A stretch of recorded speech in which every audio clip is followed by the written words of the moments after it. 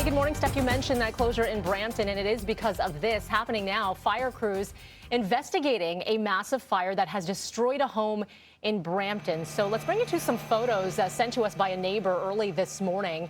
You could see flames engulfing this home. Luckily, no one was injured. In fact, all residents were able to self-evacuate. We are just hearing from our camera at the scene that there were two individuals who may have actually been in wheelchairs, and they're thanking Brampton Fire for saving them from the back area, and also going back in for two pets after that. So incredible work by Brampton Fire here. Now, this was a two-alarm fire. It happened on Vaudin near Williams Parkway. In the meantime, they are asking everyone to just steer clear of this area. Again, it is blocked off, but they are continuing to do their work. So this is a live look at the scene right now. This is what is left of this home. You can see absolutely destroyed. This fire, again, it is now out, but they remain at the scene to figure out exactly what happened here. We don't have a word on a cause just yet. As soon as we have more information here, including the closures, we'll bring that to you. But again, luckily, no one injured. Well, after months of pressure, the Ford government announcing its paid sick leave program. Since the start of the pandemic, we've had workers' backs. This is a game changer, and this will save lives. So if this is passed, employers would be required to pay employees up to $200 a day for 3 days for these paid sick days. The province is also offering to top up the federal sick leave program to $1,000 per week to those eligible. Now, the Science Advisory Table has been calling for paid sick days for months. The opposition says this program, too little, too late. We just had a 13-year-old girl die because the essential worker was going to work and brought COVID home. What are we doing? I don't know where the Premier thinks that this is the best paid sick days program in North America. It certainly is not.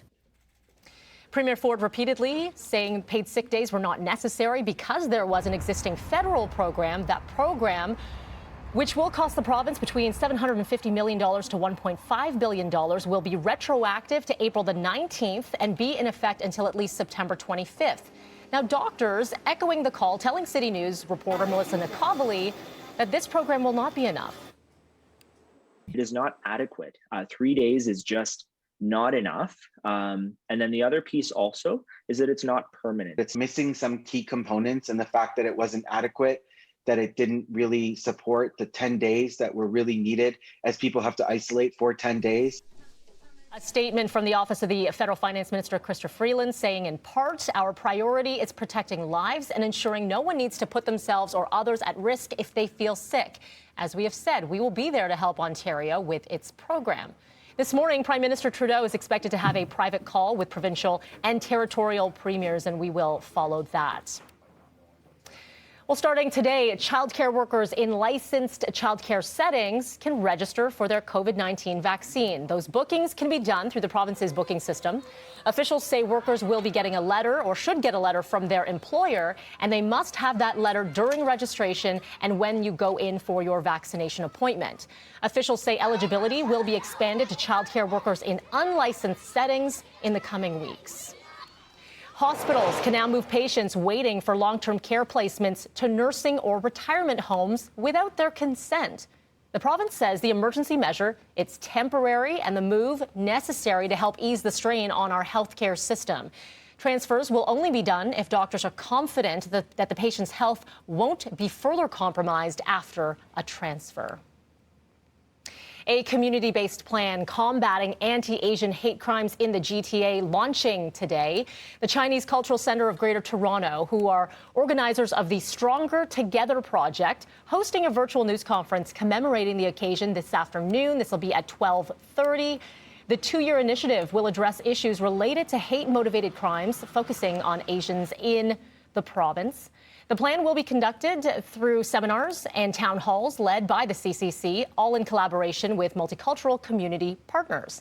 And Mayor John Tory will be attending that launch later on this afternoon, and it comes as the city partnering with Vaccine Hunters Canada, you probably heard that, and moving ahead with Cafe TO plans. There is a lot to discuss. Mayor Tory joining us for his weekly check-in, and that is just after 7 o'clock. Let's get to the U.S. now. He has served his country for nearly 4 decades as senator. Now time for Joe Biden to address Congress for the first time as president. We have to prove democracy still works, that our government still works, and we can deliver for our people. I can report to the nation, America is on the move again.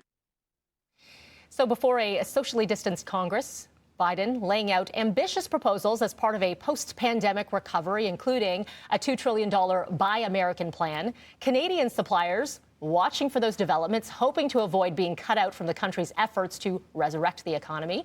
Biden officially marks his first 100 days in office tomorrow. So we're going to discuss more on this in just a bit. And coming up next, news from Facebook's share suggests more people are actually logging on now more than ever before. The social media company scoring some big-time dollars in the first quarter. We're going to talk to Mike Epple after the break.